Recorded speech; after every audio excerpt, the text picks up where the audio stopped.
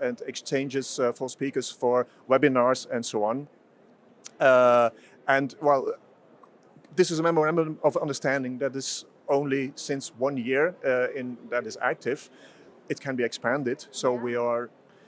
The important thing is that we have two boards, SPR board, ESUR board, that get along with each other very well. It's a very warm cooperation, and I see there's a lot of growth in that for the next couple of years. Nice. We all hope that we can extend.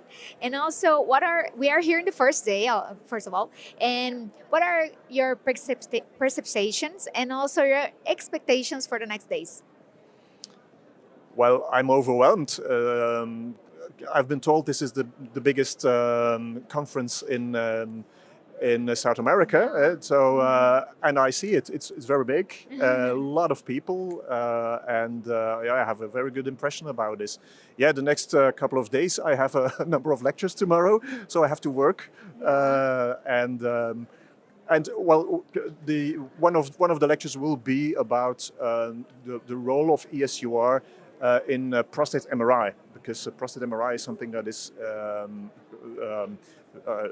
very contemporary, and so ESUR has done quite a number of things for the last 10 to 15 years, and this is something I will talk about during a lecture tomorrow evening, and I think that will be nice. Thank you so much for speaking with us, and thank you for your time. Thank you very much.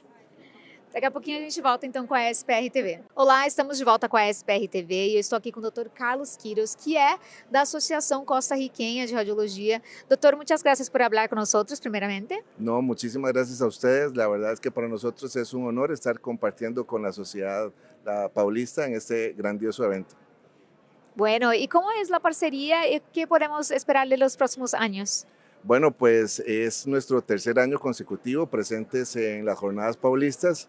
Esperamos que de aquí en adelante pues continuemos haciendo y afianzando los lazos de amistad, no solamente amistad, sino que académicos también, como hemos reforzado en este año, que también hemos traído residentes a participar en el Congreso junto al Encuentro de Residentes. Muy bueno, nosotros hoy estamos en el primer día de JPR. ¿Cómo son tus percepciones y también las expectativas para los próximos días? Bueno, la verdad es que hemos visto bastante participación, muy nutrida la participación. Hemos encontrado a muchos amigos que hace tiempo no veíamos, y la verdad es que académicamente siempre han estado muy bien posicionadas estas jornadas, y la parte de la industria, que el apoyo es sumamente importante, vemos que también, como todos los años, ha estado bastante fuerte, muy bien. Muchas gracias, doctor. Espero que tenga una grande feria. Muchísimas gracias a ustedes nuevamente. Um abraço. Saludos. Gracias. Daqui a pouquinho a gente está de volta. Estamos iniciando a sessão matinal da SPR TV e nós temos dois convidados hoje de manhã. Deixa eu me apresentar. Eu sou Tufi Bawab Júnior, membro da Comissão Científica da Sociedade Paulista de Radiologia na área de abdômen. E nós temos dois ilustres convidados esta manhã que vão falar para nós sobre os temas relacionados à próstata. O Dr. Jorge Cantos, ele é médico especialista e docente autorizado em diagnóstico por imagens, médico do plantel, chefe da seção de radiologia e subespecialidade de uroimagens e diretor de residência em diagnóstico por imagens, diretor também de fellowship em nefroimagem e andrologias no serviço de diagnóstico por imagem do Hospital Italiano de Buenos Aires. E também professor titular de diagnóstico por imagens da Universidade do Hospital Italiano, também em Buenos Aires. E depois da apresentação do Dr. Jorge Cantos, nós teremos a apresentação do professor Geert Villers, da Bélgica, que é atualmente o presidente da Sociedade Europeia de Radiologia Urogenital, o ESUR. e ele é o chefe do departamento de imagem médica do Ghent University Hospital, em Ghent, na Bélgica. Nós vamos, então, iniciar com a apresentação do Dr. Jorge Ocantos. Muy buenos días, es un verdadero placer y un honor participar de este evento científico donde dos países hermanos celebran tradición y amistad. Mi agradecimiento al comité organizador por confiarme esta oportunidad de revisar con ustedes aspectos relacionados con la práctica actual y estrategias para optimizar la resonancia magnética de próstata, un procedimiento que venimos desarrollando desde hace aproximadamente 20 años en el Hospital Italiano de Buenos Aires, Argentina. Rápidamente vamos a revisar algunas particularidades de la práctica actual centrados en el objetivo principal de la resonancia magnética de próstata y la categorización PIRADS, que es la determinación de la probabilidad de carcinoma de próstata clínicamente significativo, para analizar después el impacto clínico en la decisión de biopsiar. Y en una segunda parte, de una manera rápida, revisaremos algunos aspectos necesarios para mejorar la realización del procedimiento, así como algunas estrategias para maximizar y optimizar los resultados de la categorización PIRADS. En primer lugar, es importante tener presente cuál es el impacto global del carcinoma de próstata como problema de salud mundial. Excluidos los cánceres cutáneos, es el primero en prevalencia, representa la cuarta causa de muerte por cáncer en el mundo, es la primera en la población masculina, y en esta población solamente en el 2020 se diagnosticaron 1,5 millones de casos nuevos. La categorización PIRAD en resonancia magnética de próstata utiliza tres herramientas sencillas que pasan por la localización de la lesión y en base a ello el papel de cada secuencia para determinar de manera directa o con reglas de upgrade la categoría de PIRADS entre 1 a 5.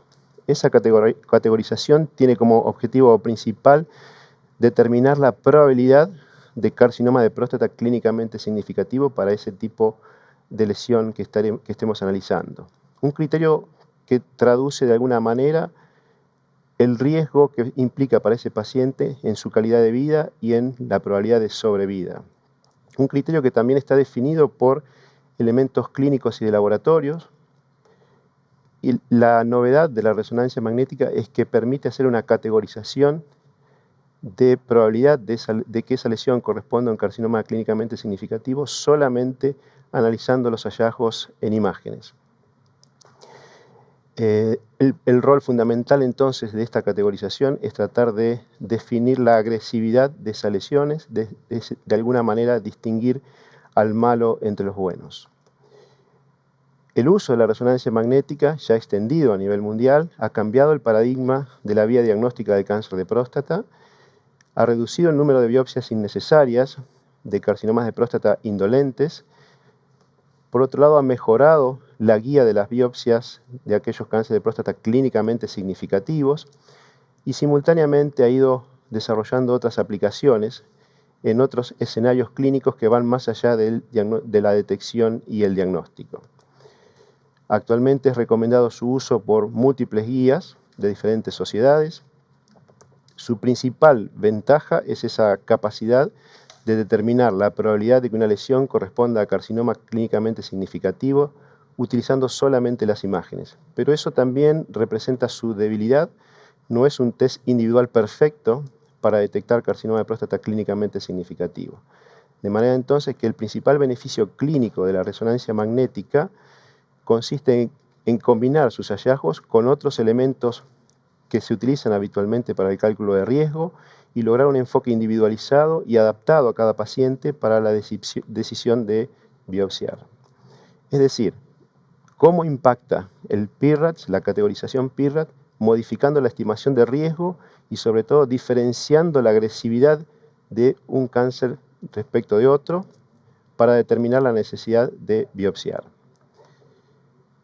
Y más importante aún, la idea es solamente detectar aquellos pacientes que se van a beneficiar con esa detección y el tratamiento apropiado, teniendo presente que muchos de los cánceres detectados jamás van a ser clínicamente evidentes, de manera entonces que el papel de la resonancia en ese camino a la decisión de biopsiar tiene varios objetivos. Uno es reducir el número de pacientes que requieren biopsia, otro es reducir el número de tomas en aquellos pacientes que tienen una resonancia positiva, y el trasfondo final de todo esto es reducir el sobrediagnóstico y el sobretratamiento de esos cánceres de próstata indolentes o no clínicamente significativos, como mencionábamos previamente. Es decir, el aspecto crítico es determinar de qué manera los resultados de la resonancia magnética de próstata y específicamente la categorización PIRADS impactan logrando que el peso mayor o que pese más el diagnóstico de los cánceres de próstata clínicamente significativos y que pese menos el sobrediagnóstico de los no significativos o indolentes, para así de esa manera maximizar los beneficios clínicos terapéuticos que ya mostró la resonancia magnética de próstata.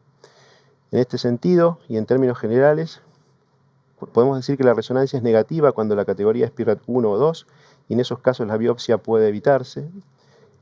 Podemos decir que es positiva cuando la categorización es PIRAD 4 o 5, y la biopsia en esos casos en general debe realizarse. Y hay un grupo intermedio de lesiones indeterminadas donde hay que considerar otros parámetros clínicos para tomar esa decisión de biopsiar.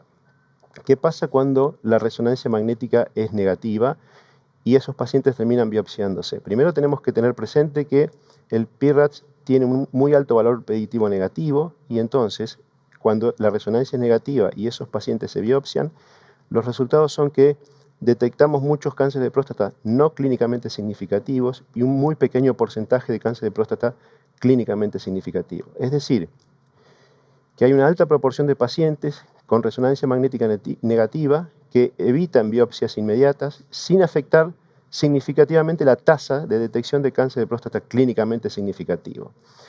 Esto es un dato muy importante, pero hay un pequeño grupo, como vemos, de esas resonancias negativas que si las biopsiamos tienen cáncer de próstata clínicamente significativo. ¿Qué hacemos con esto? Hay que saber que la mayoría de esos pueden expresarse clínicamente dentro de los 2 a 3 años, de manera entonces que es necesario tener un robusto sistema de monitoreo y asesoramiento con pautas de alarma para no perder el diagnóstico oportuno cuando se expresen clínicamente. ¿Qué sucede cuando la resonancia magnética es positiva? También tiene un alto valor predictivo positivo, sobre todo cuando las lesiones son categorizadas como PIRAD 5. La mayoría de ellas van a tener un resultado positivo, es decir, la mayoría de las resonancias positivas con biopsia positiva son carcinomas de próstata clínicamente significativos. Está establecido que el máximo rendimiento se logra combinando la biopsia sistemática con target, es decir, con una toma focalizada de eso que llamó la atención en la resonancia magnética, pero tenemos que saber que no podemos asumir que toda lesión PIRAD 5 va a ser un carcinoma de próstata clínicamente significativo, porque existen errores de interpretación, porque hay confundidores. En general, estos pacientes requieren igualmente una biopsia para su confirmación, excepto que existan condiciones clínicas muy adversas donde puede esperarse o implementarse un tratamiento previamente antes de realizar nueva resonancia o nueva biopsia. ¿Qué sucede cuando empleamos normas de upgrade? Es normas de aumento del grado de la categoría. Hay una publicación reciente que analizó qué pasaba con las lesiones cuando se categorizaban de manera directa o cuando se empleaban normas o reglas de aumento de categoría para lesiones PIRAD 3 y para lesiones PIRAD 4. La verdad es que no mostró diferencias significativas en la detección de carcinomas clínicamente significativos, independiente si la categoría era asignada de manera directa o con normas de upgrade. De manera entonces que la conclusión de esta publicación es que si bien no utilizar esa norma de aumento de categoría evita un mayor número de biopsias, la verdad que la cantidad de biopsias evitadas versus la probabilidad de perder carcinomas clínicamente significativos no justifica no utilizarla, y la conclusión final del trabajo es que de alguna manera apoya el empleo de esas normas de upgrade o de aumento de categoría para lograr una mejor selección de los pacientes que necesitan ser biopsiados. De manera entonces que el mejor papel de la resonancia magnética dentro de este camino en la decisión a la biopsia parece ser la combinación de los resultados de la resonancia con otros parámetros clínicos de riesgo que se utilizan habitualmente, particularmente la densidad de PSA, y parece ser que esa es la mejor manera de lograr la selección más adecuada de pacientes para ser biopsiados, con el objetivo que mencionamos de detectar los carcinomas clínicamente significativos en aquellos pacientes que realmente se van a beneficiar con esa detección. Y ahora sí, un segundo grupo de acciones que nos permiten optimizar el rendimiento y la efectividad de la resonancia de próstata. En primer lugar, el reporte estructurado y asistido, incluir aspectos vinculados con la calidad de imagen y extensión transprostática, utilizar el score adecuado dependiendo de la situación clínica y el desarrollo de protocolos cortos o ultracortos y la calificación o certificación de quienes realizan ese reporte. El reporte estructurado, no solamente para resonancia de próstata, sino en múltiples prácticas, ha mostrado claramente que en definitiva insume menos tiempo, es un reporte más completo, pero lo que más llama la atención es que cuando empleamos un reporte no estructurado se omiten elementos sumamente importantes en ese reporte, en ese informe, como es la calidad de imagen. Hoy la calidad de imagen en resonancia magnética es crucial para determinar la seguridad del método. Hay una versión 2 de un score de categorización de calidad de imagen, no solo para resonancia multiparamétrica, sino para biparamétrica, y es un prerequisito indispensable, sobre todo para la biparamétrica, y marca o tiene un efecto directo con la seguridad del método para la detección de carcinoma de próstata. Es algo que no podemos excluir en nuestros reportes. Otra cosa que tampoco puede excluirse es el resto de hallazgos que van más allá del PIRADS. Hoy el informe de resonancia magnética de próstata no es solo PIRADS, no es solo categoría de la lesión de la próstata, sino que es necesario incluir mucha información respecto de la extensión extraprostática, del compromiso de estructuras adyacentes, de compromiso ganglionar locorregional, es decir, un montón de información que ayuda a la toma de decisiones, sobre todo al tipo de tratamiento a implementar y el grado de conservación de estructuras adyacentes. Por otro lado, es muy importante también saber que no solamente existe el PIRADS, sino que existen varios scores desarrollados para diferentes escenarios clínicos y que es muy importante aplicar el score correcto dependiendo del escenario clínico en lo que nos toque trabajar, sobre todo porque los distintos tratamientos modifican el comportamiento de la glándula en las distintas secuencias y por lo tanto cada secuencia no puede tener el mismo papel en estas circunstancias.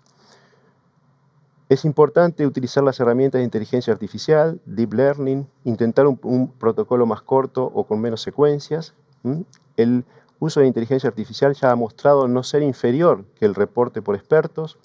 Lo mismo sucede con la comparación de biparamétrico versus multiparamétrico, que también ha mostrado no ser inferior que la tradicional resonancia multiparamétrica. Lo que sucede con estas publicaciones es que en general son escenarios ideales con pacientes que no tienen signos previos de carcinoma de próstata significativo, que no tienen tratamientos previos, con una calidad de imagen excepcional, y entonces estos escenarios distan a veces mucho de lo que sucede en la práctica cotidiana, y trasladar sus resultados a la práctica cotidiana probablemente no tenga el mismo efecto. Finalmente, todas las estrategias mencionadas y algunas otras convergen a tratar de lograr protocolos ultracortos, ultra rápidos, mejor si están asistidos por la seguridad que nos puede dar la inteligencia artificial, probablemente biparamétrico, y que probablemente podamos utilizarlo para screening. De manera que la resonancia de próstata tiene muchas posibilidades de mejorar y optimizar sus aplicaciones. De todos modos, es muy importante tener presente que no debemos perder nuestro objetivo principal, detectar el carcinoma de próstata clínicamente significativo, aquel que va a ser realmente agresivo, y sobre todo detectarlo en aquellos hombres que se van a beneficiar de esa detección y tratamiento oportuno, no necesariamente en todos. Tener presente que si la resonancia magnética es positiva, es muy buena para guiar la biopsia y minimizar el sobrediagnóstico, pero también debemos recordar y aceptar que no todo carcinoma de próstata clínicamente significativo se detecta de manera inmediata, y por lo tanto es muy importante contar con un robusto sistema de seguimiento y monitoreo. Si la resonancia magnética es negativa, es necesario tener presente que no es obligatorio indicar la biopsia inmediata. excepto que existan otros factores de alto riesgo, y estos deben ser tenidos en cuenta cuando calculamos el riesgo antes y después de la resonancia para lograr de manera combinada entre la resonancia y los parámetros clínicos una adecuada estratificación de riesgo de nuestros pacientes y así una mejor selección de aquellos que van a ser conducidos a biopsia.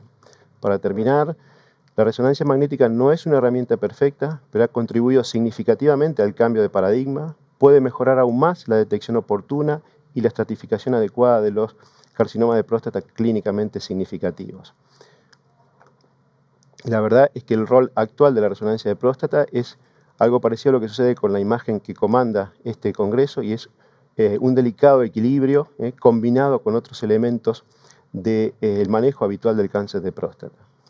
Bueno, muchísimas gracias, ha sido un placer compartir esta sesión con ustedes. Gracias, Dr. Cantos, por la charla. We are now listening to the presentation of Dr. Geert Villers, if I am speaking Yes, correctly perfect. your name. And as you know, ISUR is the responsible for almost everything in PIRADS and all the developments in Portuguese we say PIRADS. PIRADS. And Dr. Villers is now the president of the ISUR, and he's going to speak about the contribution of the ISUR on the determination of the padronization, the quality of magnetic resonance of prostate. You have free time. Okay, thank you very much. Thank you very much for the invitation. I'm sorry I didn't prepare any slides for this one, but I'm very happy to share some thoughts on this. So the question is actually what is the contribution of ESUR in quality of prostate MRI? That's an important one. Advancing the quality of prostate MRI has always been something that ESUR was very keen on.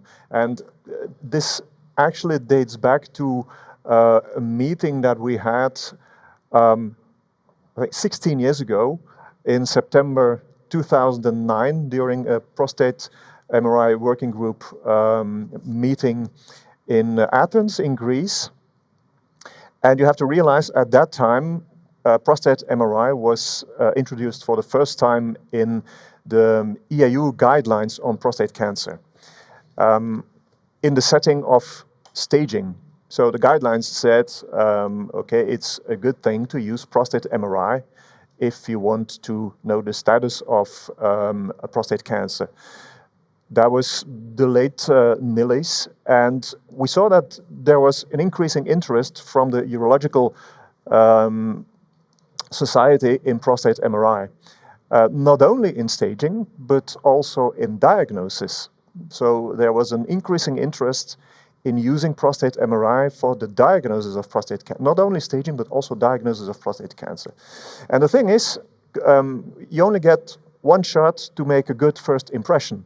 So prostate MRI, although we all know today that prostate MRI is inherently a very good technique in diagnosing prostate cancer, it always has to be performed in the correct way.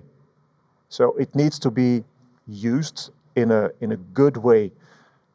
And so therefore we thought perhaps we need to give some guidance on the correct use of prostate MRI, both for the technique, what machine do we need a rectal coil and so on, for the indications, when to use prostate MRI and why, and also how to report it.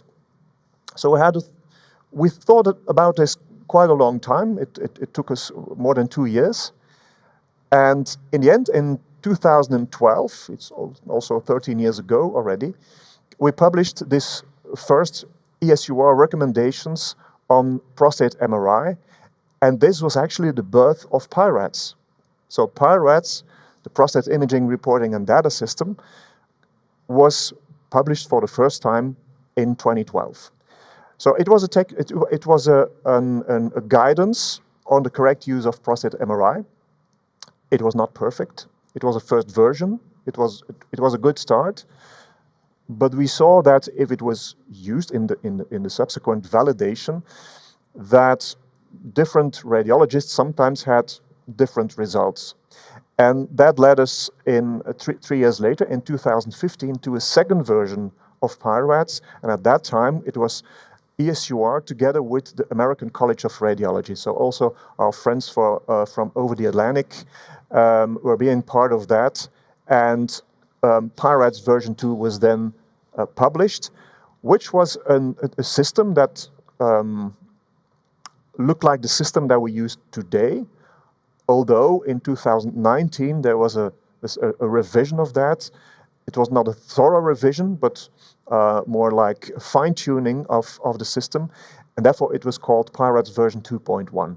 So PIRADS version 2.1 is still in use today. It is used globally. I think it's really the standard for doing prostate MRI, acquiring the images, and also for reporting prostate MRI.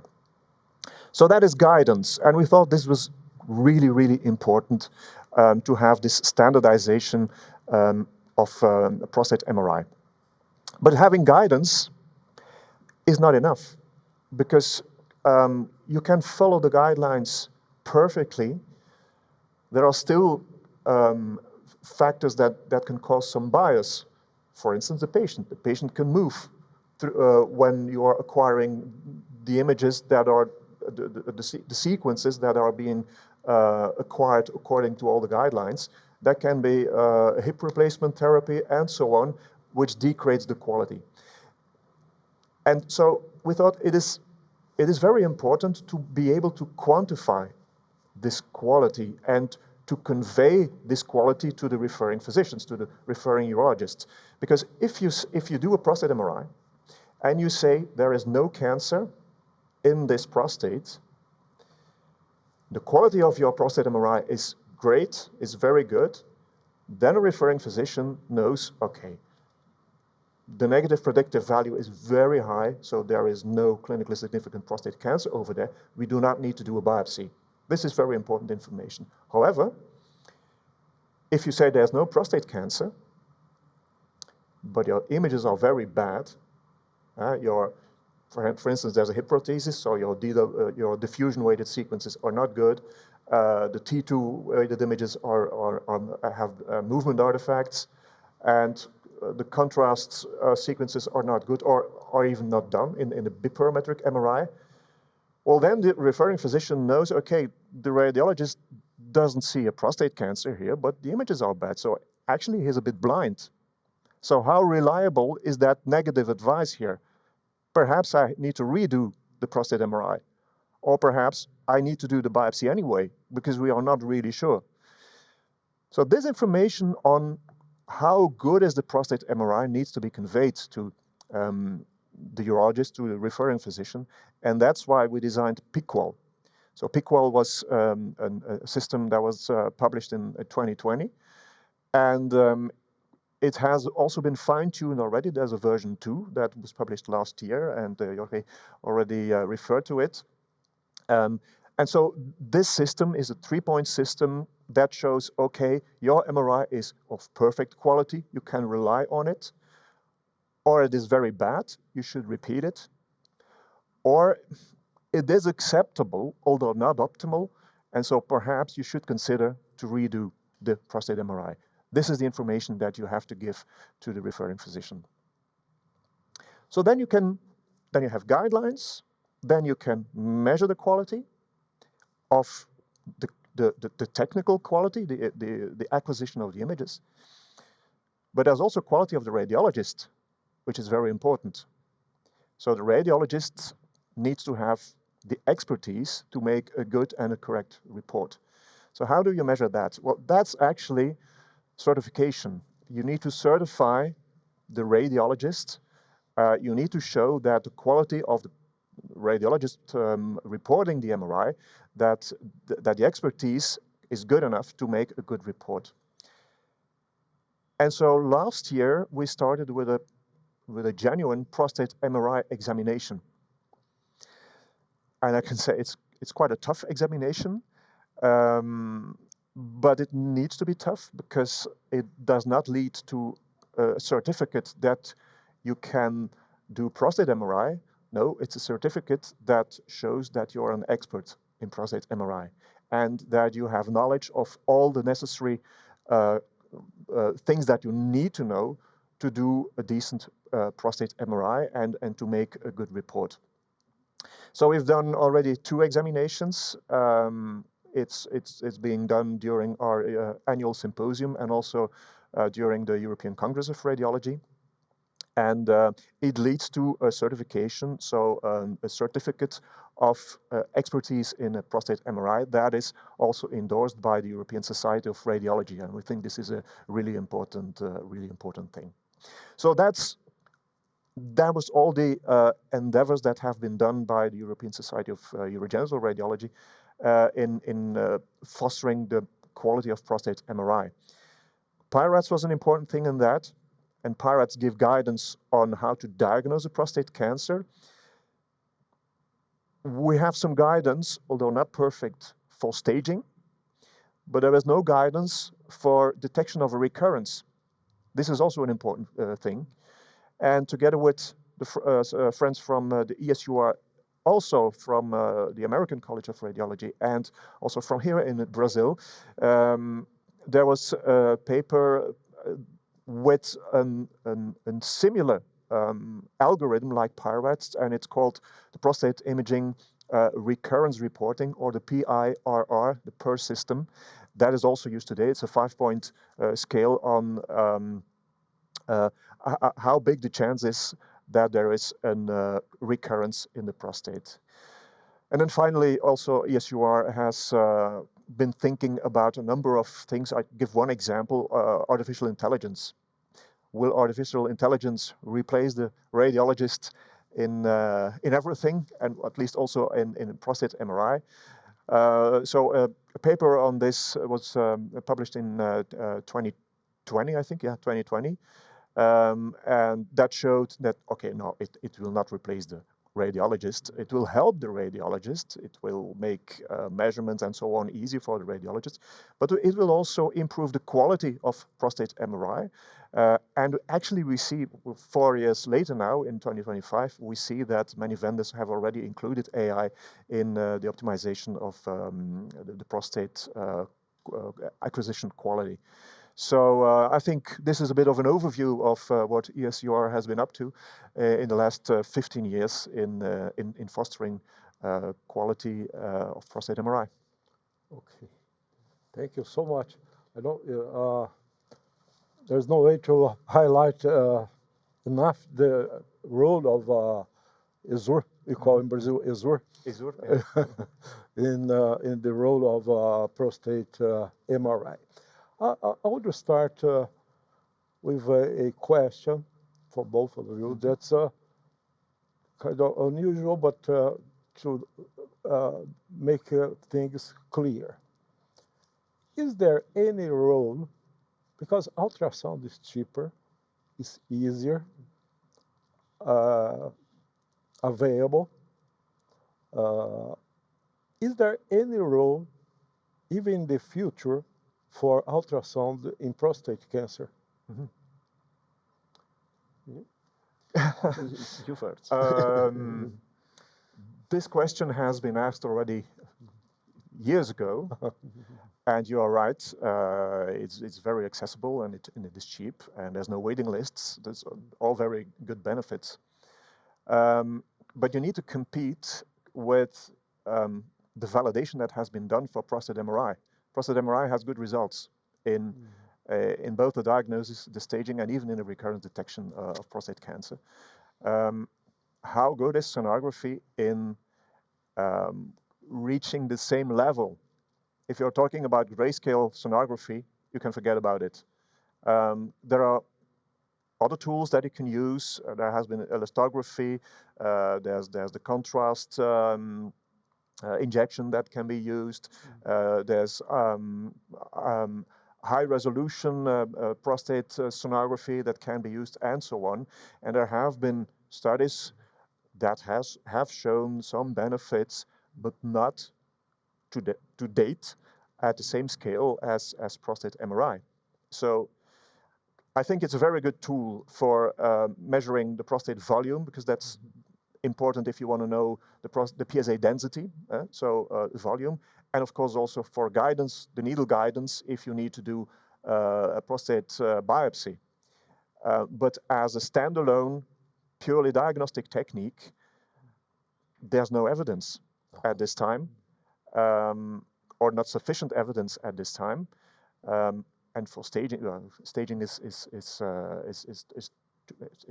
very difficult with ultrasound, prostate ultrasound. Pienso similar. Recientemente se presentó en el Congreso Europeo de Urología la comparación de microultrasonografía con resonancia magnética. En principio muestra que no es inferior para la detección de lesiones, pero tal como marcaba Gret, toda la información extra y la estadificación locorregional que hoy brinda la resonancia magnética, y que un poco lo mostraba yo en una de las diapositivas, es muy difícil pensarla con ecografía. Más allá de que hoy la resonancia magnética es un método validado y la microultrasonografía apenas si comienza a utilizarse, más allá de que muestra muy buenos resultados, digamos, ¿no? Creo que va a ser una muy buena herramienta para guiar la biopsia. Habrá que ver qué correlación tiene la imagen que vemos con la ecografía sin fusionarla con la resonancia, para poder hacer la biopsia sin necesidad de fusión, y probablemente ese sea el principal camino, y probablemente por vía transperineal, donde tengamos una mucha mejor correlación de la microultrasonografía con la resonancia magnética. We also have to realize that with prostate MRI, we are not actually looking for prostate cancer.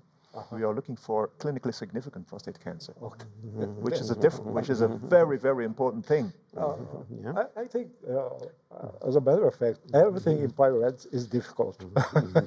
And then, this is my next question, is they say that in the future, the Department of Radiology, there will be the machines, CT, MRI, and a huge central computer that will be responsible for protocols and reports and so on.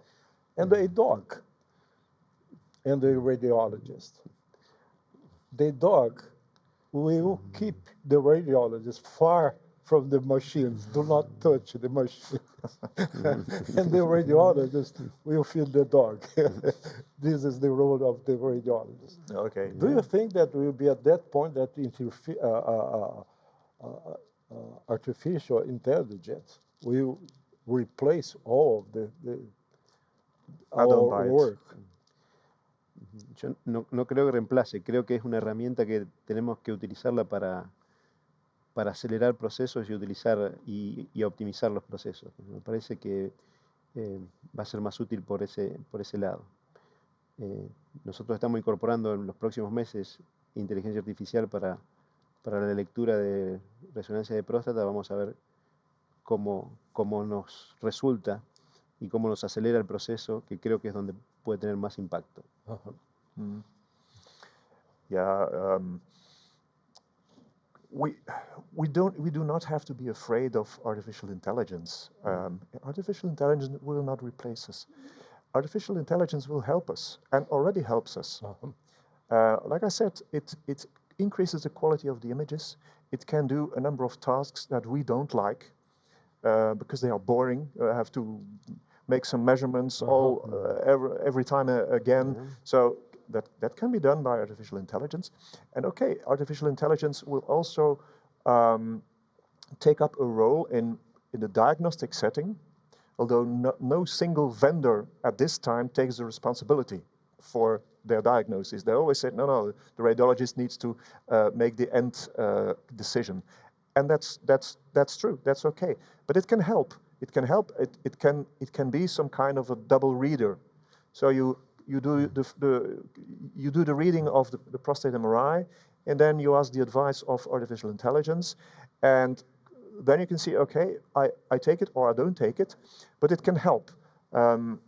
It's really a help, but not something that where you need to be afraid of. Absolutely not. Okay. think we have now for just one more question, but in a perfect world, not take in consideration the costs. Do you think that a yearly MRI would be useful for You mean for screening? screening? Ha. Well, we've seen the last 10 years an advancement of the indication of prostate MRI. First, prostate MRI was used in the patient with increased PSA with a negative prior biopsy. Then it was moved to the patient with just an increased PSA. Your question is, can we do it before PSA? Yeah. Studies are ongoing. It needs to be a fast MRI, because if you enter the realm of screening, you need to be fast, and then it needs to be calibrated for the indication according to the risk of the patient. Is it a high-risk patient? Is it a low-risk patient?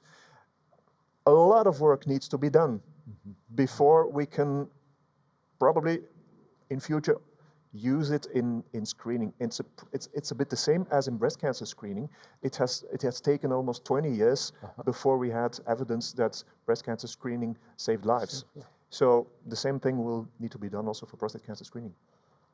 Okay. Unfortunately, we don't have time for. Thank you so much for this session. Very illustrative. Muchas gracias. And we'll see you around in the jornada. Okay. Thank you very It's a much. pleasure for me. No momento, nós estamos aqui na exposição técnica que você não pode deixar de visitar. São mais de 100 expositores esse ano aqui na JPR, com muita novidade, lançamentos, inovação e também muitos assuntos sobre inteligência